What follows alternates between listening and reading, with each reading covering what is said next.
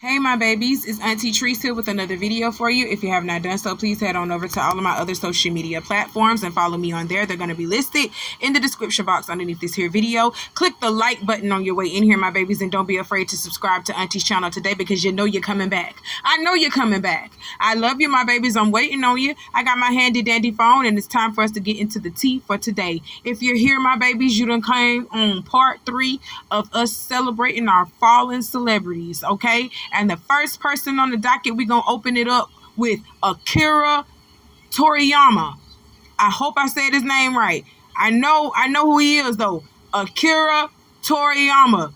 This man is the one that created Dragon Ball. That's who he is. The creator of Dragon Ball. All right? I ain't finna lie. This man made my childhood. This man made my childhood. Let's talk about it. Akira Toriyama was the multidisciplinary artist who created iconic manga and anime series like Dragon Ball and also had a hand-on in video games including Dragon Quest and Chrono Trigger. He died March 1st at the age of 68 from an acute subdural hematoma. Mr. Akira was sadly still in the midst of working on future projects, but his lifetime of art has already had a lasting impact on global popular culture. Dragon Ball's combination of thrilling martial arts action with colorful characters, irreverent humor, and cosmic world building has directly influenced many subsequent anime like Naruto and One Piece. I seen them too, whose creators wrote touching tributes to Akira in the wake of his death, as well as recent American movies like Black Panther and Creed 3. But even the sheer familiarity that many Americans now have with manga and anime is a credit to Dragon Ball's legacy. Yes, it is. Dragon Ball was my first anime. It was my first anime. I wasn't reading it first. I didn't start reading manga until Inuyasha actually came out. But I started looking at Dragon Ball first. Then it was Sailor Moon. Then it was freaking Digimon, Pokemon, all that. I was watching all that growing up. This stuff is bringing back memories. Rurouni Kenshin, the samurai, the last samurai, Rurouni Kenshin, the last samurai. Y'all don't remember that, do you? You don't remember that? You remember Ghost Shell? You remember that? Oh man, it's a lot of stuff coming back to me. It's a lot of stuff coming back to me. Lupin the Third. It's a lot of stuff coming back to me. I be watching a lot of anime. You hear me? I grew up watching that, and it started off with Dragon Ball. Thank you so much. You made me go back down memory lane to a time where I was very happy in life. I took a trip down memory lane. I was watching some anime as a kid. You hear me? I was watching some anime as a kid. Inuyasha. Yes, I was watching a lot of it. I really did. I watched a lot of it. Thank you for your contributions to this world. We will forever remember you through your anime, and hopefully they're going to finish your projects the best way that they can and release them and do a little bit. I know they ain't gonna be able to do it like you do, Mr. Akira. I know they ain't gonna be able to do it like you, but hopefully they make a close finish. Condolences to his family, his friends, and loved one. Let's move on. Next on the docket is former pro wrestler Michael Virgil Jones. Michael Jones, who was best known by the ring name Virgil and also appeared under the names Vincent and Lucius Brown, died February 28th at the age of 61. A cause of death was not immediately disclosed, though Jones had previously been diagnosed with stage 2 colon cancer. Well, 9 times out of 10, that's what it was. Oh my God, people get on my nerves. Complications with colon cancer. That's what's wrong. Okay, born in Wilkinson, Pennsylvania in 1962, Michael began wrestling under the name Soul Train Jones in the Championship Wrestling Association in 1985. He changed his moniker to Lucius Brown when he moved to the WWF in 1986, then took on the Virgil persona in 1987. Virgil was in Ted DeBiase and Andre the Giant's corner when they faced Hulk Hogan and Randy Savage at SummerSlam 1988, and eventually turned on DeBiase after years of allyship. He also trained Roddy Piper and later wrestled in the National Wrestling Conference and World Championship Wrestling before retiring in 2000. So this is what he loved to do. He was a wrestler, okay? And I have seen him. My mom was into WWE wrestling in the early 90s, and I remember seeing Triple H, Stone Cold Steve Austin, all them boys. I remember seeing all them boys, and that's when I was introduced to The Rock. Yes, I met The Rock around that time too. So I have seen Virgil. So yeah, you were extraordinary at what you did. Thank you for entertaining us during the time that you entertained us, okay? Condolences to your family and friends and to those who loved and lost you and known you. You can take your final rest. We can move on. Next on the docket is Mr. Henry Fambro, the singer known for his work in the R&B quintet The Spinners. He died February 7th at the age of 85. The singer, who retired from the group last year after over 70 years as its baritone, died of natural causes at his home in Virginia. The group formed in 1954 just outside of Detroit as the Domingos before changing their name to the Spinners in 1961. For the next decade, the Spinners recorded numerous singles and 2 studio albums under Motown Records. They found more success after switching to Atlantic Records in the 1970s with songs like I'll Be Around and How Could I Let You Get Away, the latter of which featured co-lead vocals from Fambro. Fambro also sang lead or co-lead vocals on songs like Ghetto Child, I Don't Want to Lose You, Ain't No Price on Happiness, and Living a Little, Laughing a Little. He is survived by his wife and daughter. Thank you so much, Mr. Henry, for your contributions into the entertainment world. Thank you to his family for allowing him to bless us with his gifts in the entertainment singing world. You put out some good hits. You did a good thing in your many years on this earth. You can take your final rest. Kudos to you, sir. Condolences to his family and friends and loved ones, and to those who loved, knew, and lost him. Let's move on. Next on the docket is Carl Weathers, the actor and former pro football player best known for his work in the Rocky movies, died February 1st at the age of 76. Carl's family said in a statement that he died peacefully in his sleep. After playing for the Oakland Raiders, Carl rose to prominence portraying rival boxer Apollo Creed in Rocky, serving as the antagonist in the original 1976 film and the 1979 sequel, Rocky II, before becoming a friend and ally to Sylvester Stallone's Italian Stallion in Rocky III. In 1982's Rocky III and 1985's Rocky IV. He also starred in projects like Predator, Happy Gilmore, Arrested Development, and the Star Wars spin-off show The Mandalorian. Yes, Mr. Carl Weathers, you have an extensive resume and you have entertained us throughout the years. Thank you, thank you, thank you. And to his family and friends who allowed him to share his gifts with the world, thank you, thank you, thank you. I appreciate that. We appreciate that. Kudos to you, sir. You can finally take your final rest, and condolences to his family and friends and to those who loved and lost him. We can move on now. Next on the docket is Mr. Hinton Battle, the 3-time Tony-winning actor who originated the role of Scarecrow in The Wiz on Broadway, died January 29th at the age of 67. Hinton won the Tony for Best Performance by an Actor in a Featured Role in a Musical for his work in 1981's Sophisticated Ladies, 1984's The Tap Dance Kid, and 1991's Miss Saigon. He also starred in the Broadway productions of Dreamgirls and its 2006 film adaptation, Dancing and Chicago.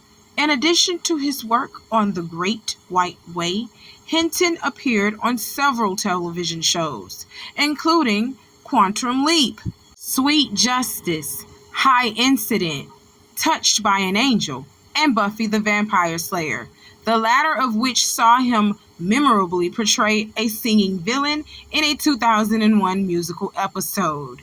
Kudos to you, Mr. Hinton Battle. You do have an extensive resume. I want to say he was also on A Different World too. Don't quote me. I think he was on A Different World as that struggling artist that Whitley was trying to put out on her art exhibit. I think he played that role too, if I'm not mistaken, but don't quote me now, but I think he did. But you have an extensive resume, and thank you so much for putting out great bodies of work and entertaining us through the years. Thank you to your family and friends who all loved you and allowed you to share your gifts with the world. You can finally take your final rest. Thank you so much for your contributions on this earth. Job well done, sir. We can finally move on. Next on the docket is Miss Marlena Shaw, who famously sang California Soul, died on January 19th at the age of 81. Her cause of death was not disclosed by her daughter, who shared the news with a video post to Marlena's official Facebook page. The legendary jazz and soul singer began her career with a performance at Harlem's Apollo Theater in 1952, after being invited on stage by her uncle, a jazz trumpet player. She went on to perform in jazz clubs across the country, eventually signing to Chess Records in her early 20s. Across her career, Marlena released 17 albums total with 8 different record labels. Her most famous tune is California Soul, penned by Ashford and Simpson and first recorded by The Messengers. It is oft sampled by other artists and used in various commercials.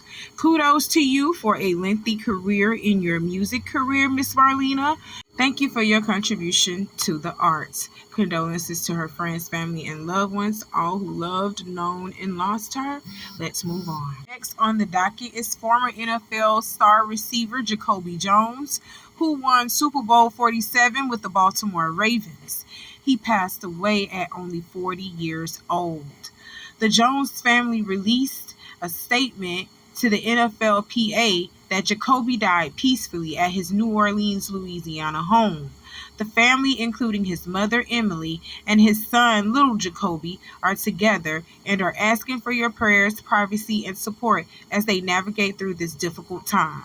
Mr. Jacoby passed away as of recently, and they are really keeping a tight lip on what happened to this man. I don't know if he was sick or what, but he just passed away, I want to say like 10 days ago.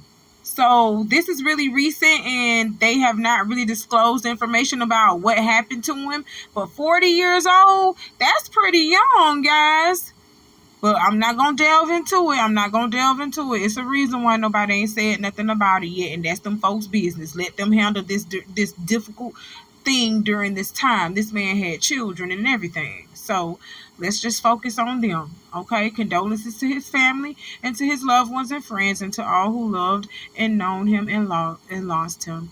Condolences. Let's move on. The very last person that I want to talk about on the docket for today is Miss Tan the God. Tan the God was an up-and-coming rapper based out of California who was senselessly gunned down at the age of 26. I think she was 26 or 27. Regardless, Tan the God was a baby. Tan the God was a baby who tragically lost her life to senseless gun violence. They have since arrested her killer. Thank God. They have since arrested her killer. She was gunned down at a grand opening of a beauty store on July 12th. She posted her location, posted that she was going to be at a grand opening and everything else of that sort. And the person actually came to the grand opening and shot her at her grand opening for her boutique. Okay, that is crazy. That is crazy. So why did he shoot her? They claim that he shot this little girl because of the fact that she alluded to the fact that she killed his partner, his brother, which was her ex-boyfriend. She killed her ex-boyfriend from allegedly what she said in self-defense because the man was abusive. So she killed him in self-defense. But his brother ain't buying that. His brother or friend or his partner or whoever this man is associated to him, however he is associated to him by, you still was wrong for killing that girl. But anyway, he killed the girl because she was making diss tracks on the ex-boyfriend, saying that she killed the ex-boyfriend. So he was like, oh, you killed my partner, I'm finna kill you in retaliation. Now he's arrested. Now he's been arrested for the death of this beautiful black young lady. She had so much life to live and she was just getting started, guys. That's sad that she lost her life over something so tragic. And to be quite honest with you, you probably done sat over here and unalived this girl for nothing, because her friends and family are now coming out stating that she actually had nothing to do with her ex-boyfriend's death. She did not even execute her ex-boyfriend. She didn't do that. She did it for clout. Like, she was doing that to promote herself.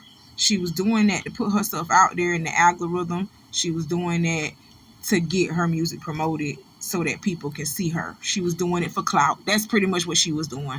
And clout got her killed. Clout got her unalived. Yup, she was doing it for clout. That's sad. That is so sad. Rest in peace to Tan the God. Everybody who's known, who I've seen that they've interviewed, has said nothing but good things about you. So you seem like you was, really trying to really get yourself together, and your light just got snuffed out early. I am so sorry about that. But another thing that I want to talk about, this idiot actually went out there to a whole grand opening where there were kids, and he opened fire out there on that girl and his kids out there. What the fuck? What's wrong with y'all? And this is grown ass men, because the killer, 30-year-old, troubled hard down. Just troubled hard down, young man. 30 years old, out here acting a plumb fool, and you sat out here and you shot in a crowd full of people, didn't care who you was gonna hit, and according to the news reports and everything else, you did hit somebody else. You shot somebody else that didn't even have nothing to do with that. Oh yeah, you going down. You going down. They finna lock you up and throw away the key, and I'm finna play the video on him, and y'all look at the rest of these videos about Tan the guy. It's just senseless the way how she died. I hate this. I'm gonna end it right here. It's just senseless how she died. It just don't make no sense. Well, that's all that Auntie has for you today. I got some more coming for you later on. You know how I do. I love you, my babies. Y'all stay safe out here and love on one another. You hear me? Love on one another and be kind to one another today. I love you, my babies. Hit that like button on this video and subscribe to Auntie's channel. I know you're coming back. I'll see you soon. Bye, babies.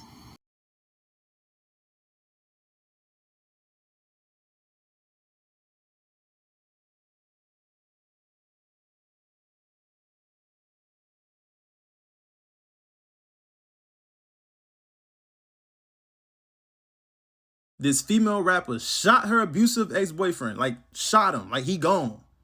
And then made a whole mixtape dissing him. Look at his head in this picture. This is actually him in the picture. Look at it. And look at what his head is. Basically saying that she's smoking on her ex-pack.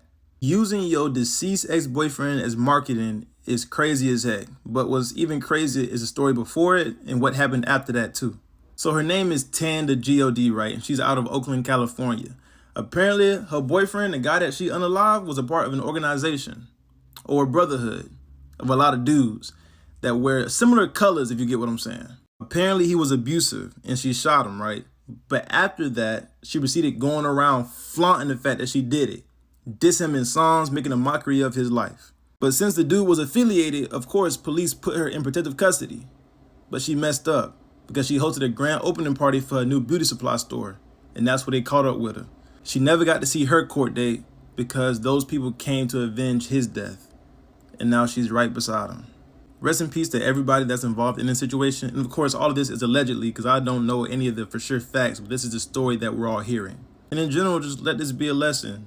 Don't diss or make fun of deceased people. There are people that cared about them and don't want you speaking on their name ill while they can't be here to defend themselves.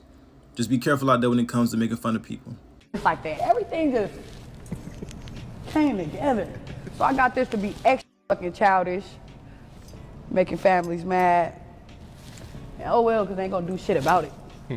Smoking on that Axwood pack. Oh yeah, you know it. Matter of fact, I got the smoke on this dead as we speak. Hold up. Should have never died. You should have never played with me, because then I gotta take it to the 3rd degree. You know, like. So when I look at this little tombstone, I be like, man, it's crazy. So September 23rd is like the day I dropped Pond and Top. You know what I'm saying? So I had to put that on there. Well, not really. Really, it's 3 years ago I dropped Pond and Top. It's like the anniversary, and I just happen to have court on. I was friends with Tandagod/Allie, and I want to let everyone know that she did not unalive her ex-boyfriend. Yes, she said it, but it was a PR stunt. It was satire. It was not real life. So for a lot of people saying that her death was retaliation for unaliving her ex-boyfriend, it's just not true. And I'm hoping that, you know, if you see this, you can spread it around, because she was a very talented, very kind person. She rapped at my wedding. You know, her and I were pretty close, and this is not something that she did. Again, it was PR. I just, you know, don't want her name associated with this, even though, yes, she did say it, but it wasn't real. It wasn't real, and, you know, I'm wishing the best for her family and friends. It's just tragic and unfortunate that she had to go, especially this way. New developments. A man has been arrested in the fatal shooting of an Oakland rapper. Police arrested 30-year-old Dominic Gates last week in Berkeley. Charged for killing 27-year-old Aliuana Green, who went by Tandagod professionally. She was fatally shot during the reopening of a beauty supply store at 40th and Telegraph Avenue in Oakland, July 13th. Tandagod was there for a promotional appearance.